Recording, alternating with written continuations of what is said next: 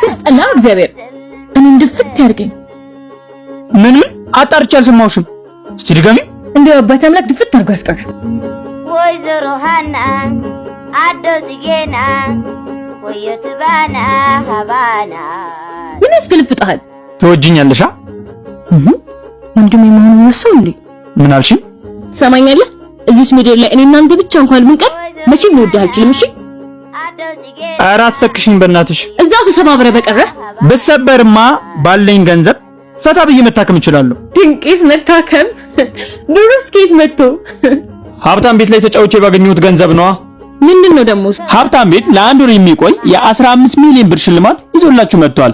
በየቀኑ የ500 ሺህ ብር ዕጣ የሚያወጣ ሲሆን ለ100 እድለኞች በየቀኑ 5 ሺህ ብር ይሸልማል። ከእርሱ የሚጠበቀው ከ50 ብር ጀምሮ የተለያዩ ጌሞችን በመጫወት ሽልማታችሁን መውሰድ ብቻ ነው። ሊንኩ ባይሉ ያገኙታል።